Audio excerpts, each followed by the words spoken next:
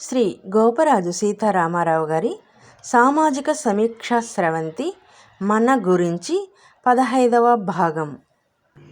భావోద్వేగాల పర్యవసానంగా మనిషిలో వచ్చే కొన్ని అవలక్షణాల గురించి మాట్లాడుకుందాం. ముందుగా కోపం గురించి తెలుసుకుందాం.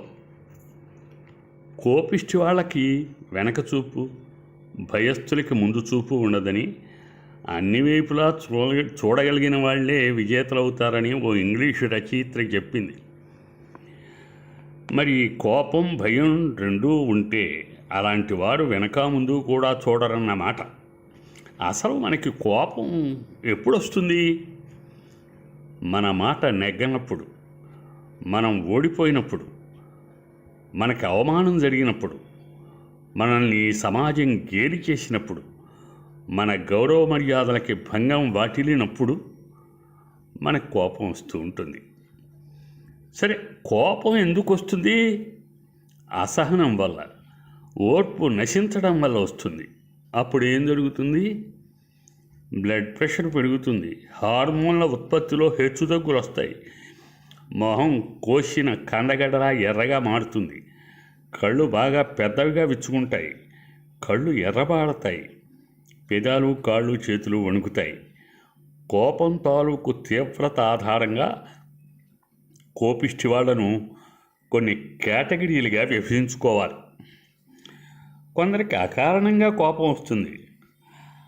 అలాంటి వారి దగ్గరికి వెళ్ళి వినయంగా నమస్కారం అండి అని విష్ చేస్తే ప్రతి నమస్కారం చేయకపోగా కోపంగా కళ్ళు పెద్దవి చేసి ఉరిమి చూస్తారు. కోపదారుల్లో కొందరు అమాయక, తెలివి తక్కువ జనం ఉంటారు. వారి ముందు రామా అంటే బూతుమాటలా భావిస్తారు. ఏమిటి, నా పేరు రాముడా అంటూ కోపంగా రెచ్చిపోతారు. అలాంటి వారు ముందే మానసికంగా మన మీద ఓ చెడ్డ అభిప్రాయాన్ని ఏర్పరచుకుని ఉంటారన్నమాట. దాని ప్రకారం పోట్లాడతారే కానీ మన అభిప్రాయంతో వారి కోపానికి సంబంధం ఉండదు. కొందరి కోపంలో న్యాయం ఉంటుంది. వారి వ్యక్తిత్వాన్ని, ఆత్మాభిమానాన్ని దెబ్బకొట్టినప్పుడు కోపం వస్తుంది.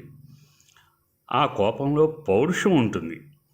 అలాంటి వారు కోపాన్ని నిగ్రహించుకుని ఆత్మవిశ్వాసంతో, పట్టుదలతో అనుకున్నది సాధిస్తారు. ఇంకొందరు తమ స్థాయికి మించిన గౌరవ మర్యాదల కోసం ఎదురు చూసి అవి దక్కకపోవడంతో నిరాశ, నిస్పృహలకు లోనై ఫాల్స్ ప్రెస్టేజ్తో కోపగించుకుంటూ ఉంటారు. కొందరు కోపిష్టి వాళ్ళు కింద పడ్డా పందెం నాదే అని మొండిగా వాదిస్తారు. వారి వాదనలో పస లేకపోయినా, వారిది తప్పని తెలిసినా రెట్టించిన కోపంతో గట్టిగా అరుస్తారు. ఎవరు పట్టించుకోకపోతే అవన్నీ గులకేకలుగా మిగిలిపోతాయి. న్యాయమైన కోపానికి, అన్యాయమైన కోపానికి తేడా ప్రస్ఫుటంగా తెలుస్తుంది. మనసులో చీకటి గదులు లేని వాడి గొంతు ఆత్మవిశ్వాసంతో సూటిగా, నీటుగా ఉంటుంది. తప్పు చేసిన వాడి కోపంలో న్యాయం లేకపోవడం వల్ల అతడి గొంతు వణుకుతుంది, అంటే భయం ఆవహిస్తుంది. ఆ భయం ఎదుటివాడు కనిపెట్టకుండా ఉండాలని మరీ అరవడం మొదలెడతాడు. మనం చూసే కోపిష్టి వాళ్ళలో ఎక్కువ శాతం ఈ రకం వారే ఉంటారు.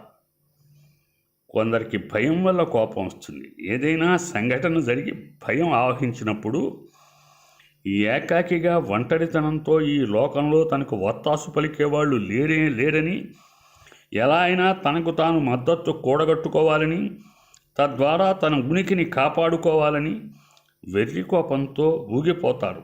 హిస్టీరియా రోగిలా ప్రవర్తిస్తారు.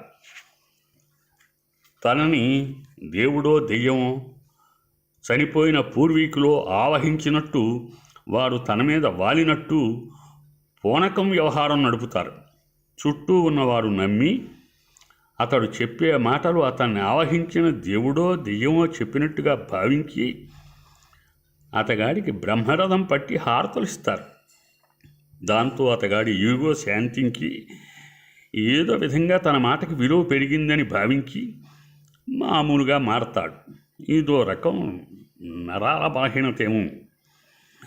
తల్లిదండ్రులు, ఉపాధ్యాయులు పిల్లల మీద కోప్పడుతూ ఉంటారు. కానీ ఈ మధ్య కొంతమంది ఉపాధ్యాయులు, తల్లిదండ్రులు పిల్లల్ని రక్తాలు కారేలా కొట్టడం, వాతలు పెట్టడం వగైరా సంఘటనలు వింటున్నాం, పేపర్లో చదువుతున్నాం. పెద్దలు తమ వ్యక్తిగత ఒత్తిళ్ల కారణంగా ఏర్పడ్డ అసహనాన్ని పిల్లల మీద చూపుతున్నారేమో అనిపిస్తుంది. తన కోపమే తన శత్రువు అని మనకి తెలుసు. పేదవాడి కోపం పెదవికి చేటని మనకి తెలుసు. కాలు జారితే తీసుకోగలం కానీ నోరు జారితే తీసుకోలేమని మనకి తెలుసు. కోపంలో మనం చేసే పనులు, మాట్లాడే మాటలు ఎదుట వారిని తీవ్రంగా గాయపరుస్తాయి.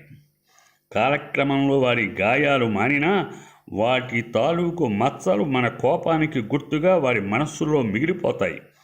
వారు జీవితాంతం గుర్తుపెట్టుకుంటారు. మన కోపానికి మన బతుకు చిత్రాన్ని చిత్తుబొమ్మగా మార్చేసే శక్తి ఉంది. మన స్వభావాన్ని, మన జీవిత స్వరూపాన్ని మార్చేయగల కోపాన్ని నియంత్రించుకోవలసిందే. ముక్కు మీద కోపంతో ముక్కోపి మునీంద్రులైన విశ్వామిత్రుడు, దూర్వాసుడు వగైరా మహనీయులు కథలు మనకి తెలుసు కదా. స్వస్తి.